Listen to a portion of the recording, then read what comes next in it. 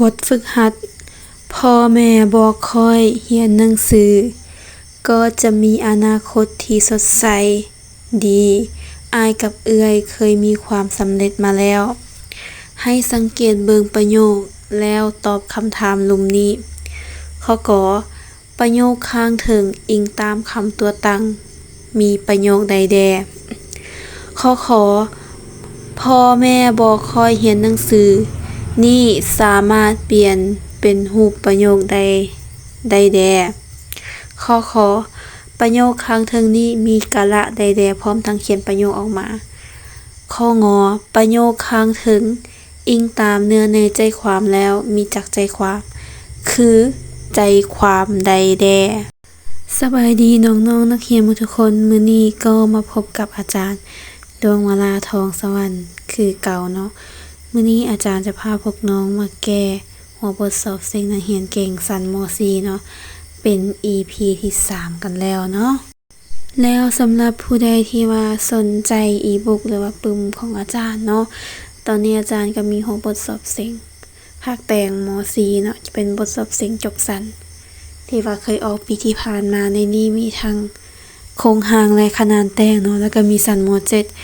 จากนั้นก็มีหัวบทสอบสิ่งนักเรียนเก่งเนาะวิชาภาษาวรรณคดีตัวนี้จะมีทั้งคำถามและคำตอบมีทั้งภาคทฤษฎีและภาคอัตนัยก็คือภาคแต่งเนาะแล้วก็มีหัวบทสอบสิ่งนักเรียนเก่งจากนั้นก็มีปึ้มการสร้างคำวลีประโยคและการแต่งบรรทัดแต่งเนาะแล้วก็มีปึ้มบทพรรณนาเนาะต้องขอย้ำอีกเทื่อนึงเนาะสำหรับอีบุ๊กทั้งหมดมันจะเป็นอีบุ๊กหรือว่าเป็นไฟล์ PDF เท่านั้นสำหรับผู้ใดที่ว่าสนใจแม่นสามารถติดต่อได้ที่เบอร์02078716175ต่อไปเฮามาเบิ่งบทเรียนของเฮาเนาะซึ่งคำถามมีอยู่ว่าพ่อแม่บ่ค่อยเรียนหนังสือก็จะมีอนาคตที่สดใสดีอ้ายกับเอื้อยเคยมีความสำเร็จมาแล้ว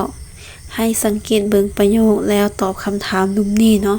ข้อกอประโยคข้างถึงอิงตามคำตัวตั้งมีประโยคใดแดข้อขอพ่อแม่บ่ค่อยเรียนหนังสือนี่สามารถเปลี่ยนรูปแบบประโยคได้แนวใดแด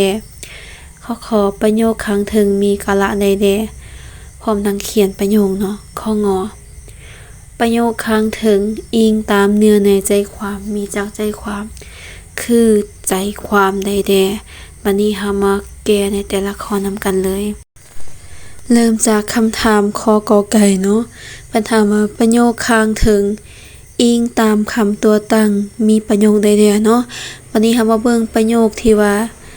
อิงตามคำตัวตั้งมันมีอยู่3ชนิดคือที่1แม่นประโยคกงอันที่2แม่นประโยคออมและอันที่3แม่นประโยคหับเนาะสำหรับประโยคกงนั้นแม่นประโยคที่ว่าคำตัวตั้งกระทำเองประโยคออมแม่นประโยคที่ว่าคำตัวตั้งบ่ได้กระทำเองแต่ให้ผู้อื่นเป็นผู้กระทำเนาะประโยคหับแม่นประโยคที่ว่าคำตัวตั้งเฮ็ดตามคำสั่งของผู้อื่นก็คือคำประกอบนั่นเองเนาะวันนี้เฮามาเบิ่งคำตอบเนาะก็คือเพิ่นว่ามีประโยคใดๆเนาะซึ่งว่าจะมีอยู่2ประโยคเนาะอันที่1เป็นประโยคออมที่2ประโยคกงเนาะพ่อแม่บ่ค่อยเรียนหนังสือเป็นประโยคออมอ้ายกับเอื้อยเคยมีความสำเร็จมาแล้วแม่นประโยคกงเนาะให้เราสังเกตเบิ่งเนาะประโยคกงก็คือประโยคที่คำตัวตั้งกระทำเองก็คืออ้ายกับเอื้อยเนาะประโยคออมแม่นประโยคที่ว่าคำตัวตั้งบ่ได้เป็นผู้กระทำเพราะว่าเป็นประโยคอื่นเป็นผู้กระทำเนาะก็คือพ่อแม่เนาะบอกให้คอยเรียนหนังสือก็คือคอยเป็นคำประกอบเป็นผู้กระทำนั่นเองบัดนี้เฮามาเบิ่งขอไข่เนาะเพิ่นถามว่าพ่อแม่บ่ค่อยเรียนหนังสือประโยคนี้สามารถเปลี่ยนรูปแบบประโยคใดๆเนาะ สำหรับประโยคที่ว่าพ่อแม่บ่ค่อยเรียนหนังสือคือที่บอกไปในอันขอกอนะว่าเป็นประโยคออมเนาะวันนี้ประโยคออมเนาะสำหรับประโยคตัวนี้แม่นเฮาสามารถเปลี่ยนได้2แบบก็คือที่1แม่นเป็นประโยคกงและที่2เป็นประโยคหับเนาะซึ่งพ่อแม่บ่ค่อยเรียนหนังสือนี่แม่นประโยคออมอยู่แล้วเนาะดังนั้นถ้าว่าเฮาอยากเปลี่ยนเป็นประโยคกงก็คือค่อยเรียนหนังสือเนาะก็คือตัดพ่อแม่บอกออกไปเนาะถ้าเปลี่ยนเป็นประโยคหับก็คือค่อยถึกพ่อแม่ให้เรียนหนังสือเนาะเติมคำว่าถึกใส่เนาะแล้วเฮาก็จะได้เป็นประโยคหับในทันทีต่อไปแม่น คอควายเนาะเพิ่นถามว่าประโยคข้างถึงมีกาละใดแดให้เขียนประโยคออกมาพร้อมเนาะอันนี้จะขอเว้าคืนเนาะสำหรับกาละในภาษาลาวมันมีอยู่4กาละเนาะอันหนึ่งแม่นกาละปัจจุบัน2กาละอดีต3กาละอนาคตและ4กาละบ่มีกำหนด วันนี้เรามาเบิ่งคำตอบเนาะซึ่งว่าอยู่ในประโยคที่ว่าออกมาที่เราเขียนออกมานะจะแบ่งออกเป็นอยู่3กาละเนาะเรามาเบิ่งตั้งแต่กาละอนาคตก็คือจะมีอนาคตที่สดใสกาละอดีตก็คืออ้ายกับเอื้อยเคยมีความสำเร็จมาแล้วกาละบ่มีกำหนดก็คือพ่อแม่บ่ค่อยเรียนหนังสือเนาะซึ่งว่ากาละบ่มีกำหนดมันจะบ่ได้บ่งบอกเวลาว่ามื้อนี้มื้ออื่นมื้อฮื้อต่างๆเนาะกาละอนาคตก็บอกถึงสิ่งที่ยังบ่ทันมาฮอดถึงส่วนกาละอดีตก็บอกถึงสิ่งที่ว่ามันผ่านพ้นไปแล้วก็คืออ้ายกับเอื้อยเคยมีความสำเร็จมาแล้วก็คือเป็นอดีตเนาะส่วนจะมีอนาคตที่สดใสก็คือเป็นอนาคตต่อไปข้อสุดท้ายเนาะข้องอประโยคข้างถึงอิงตาม เนื้อในใจความมีจากใจความคือใจความใดแด่เนาะ